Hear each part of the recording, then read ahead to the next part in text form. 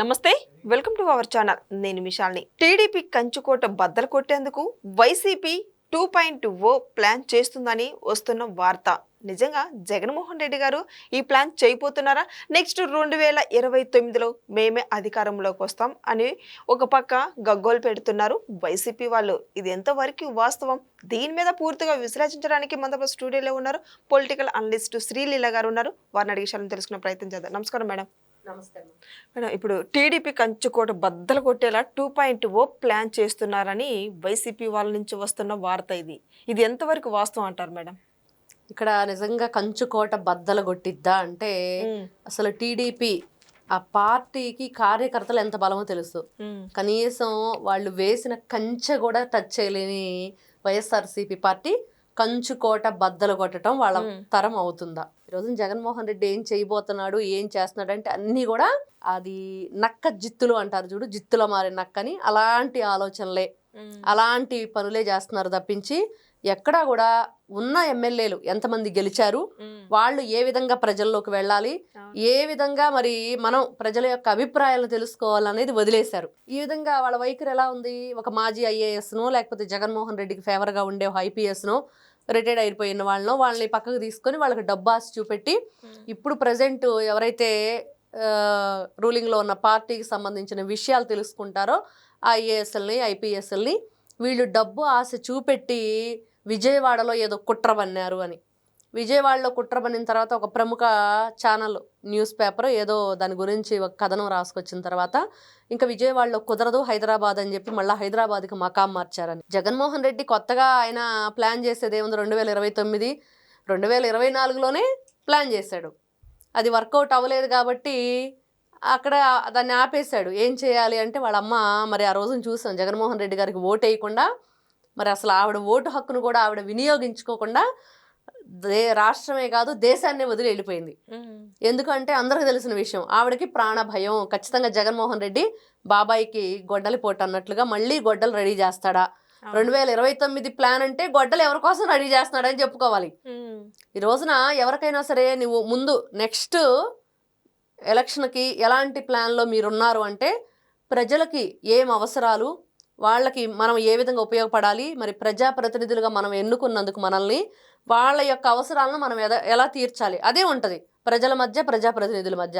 అది కాకుండా జగన్మోహన్ రెడ్డి గారికి ఏముండిద్ది అంటే ఆయన ఒకటే చెప్తాడు, గొడ్డలతో బాబాయిని వేసేయాలి, ఏ విధంగా సింపతి కొట్టేయాలి, మరి మనం చేసిన మర్డర్ని వేరే వాళ్ళ అకౌంట్లో ఎలా వేయాలి. ఆ రోజు చూసాం కదా నారా చంద్రబాబు నాయుడు గారి విషయంలో ఏం చేశారంటే నారాసుర రక్త చరిత్ర అని రాశారు. ఇది ఆయన వాళ్ళ చరిత్ర. మరి ఇలాంటి వ్యక్తులు 2029కి ఏం ప్లాన్ చేస్తున్నారంటే గొడ్డలు రెడీ చేస్తున్నాడు, రప్ప రప్ప రప్ప నరికేసి ఆ రక్తంతో మరి హోళీ చేస్తారు. అదే కదా వాళ్ళు చెప్పారు. మరి ఇలాంటి వ్యక్తులకి ఇలాంటి ఆలోచనలు కలిగిన వాళ్ళకి ఎవరైనా ఓటు వేస్తారా? ఎవరైనా ఇలాంటి వ్యక్తి కావాలనుకుంటారా?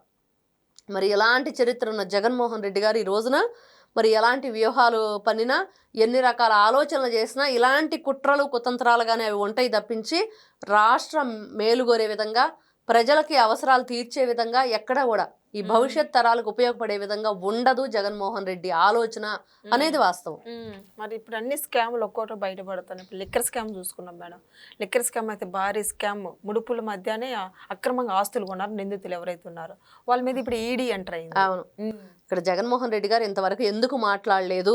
ఎందుకు జగన్మోహన్ రెడ్డి గారు మరి బయటకు వచ్చి అసలు ఆ మద్యం కుంభకోణం గురించి ఎవరు కూడా ఇంతవరకు నోరెత్తట్లేదు? అంటే ఈడీ అనగానే అందరికి కూడా అర్థమైపోయింది ఎలాంటి విషయాలు బయటకు వస్తుంది. చూసాం కృష్ణమోహన్ రెడ్డి భార్య పేరుతో ఆస్తులు కొనేసేసాడు.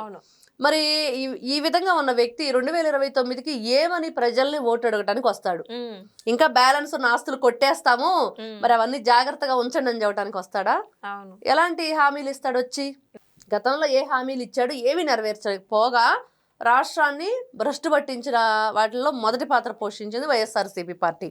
మరి అలాంటిది వాళ్ళు అంత గొప్పగా దోపిడీ చేసేసి ఎవరైనా గొప్పగా పరిపాలన అందించారనుకుంటారు, వీళ్ళు గొప్పగా దోపిడీ చేశారు.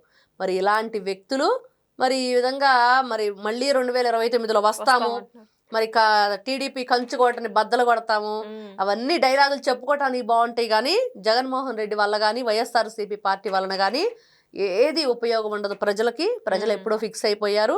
వాళ్ళ మాటలు నమ్మటం కానీ ఆ పార్టీని కానీ ఎవ్వరూ కూడా పట్టించుకోరు అనేది మాత్రం వాస్తవం. నిన్న మన రోజా కూడా ఇదే మాట్లాడేది మేడం. నెక్స్ట్ జగన్మోహన్ రెడ్డి గారు అధికారంలోకి వస్తారు మా నాయకుడు అని మాట్లాడుతుంది.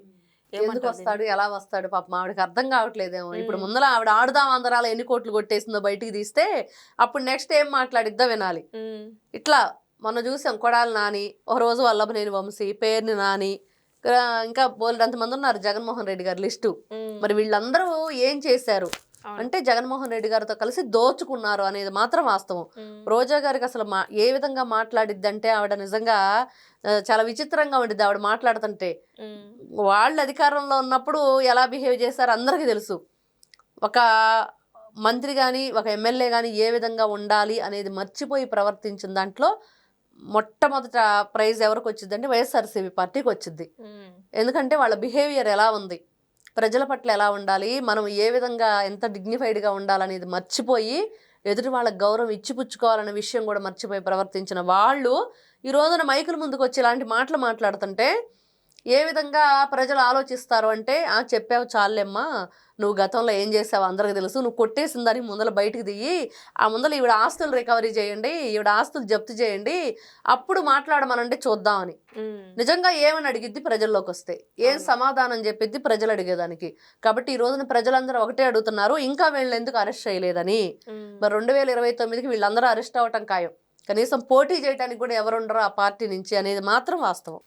నమస్తే.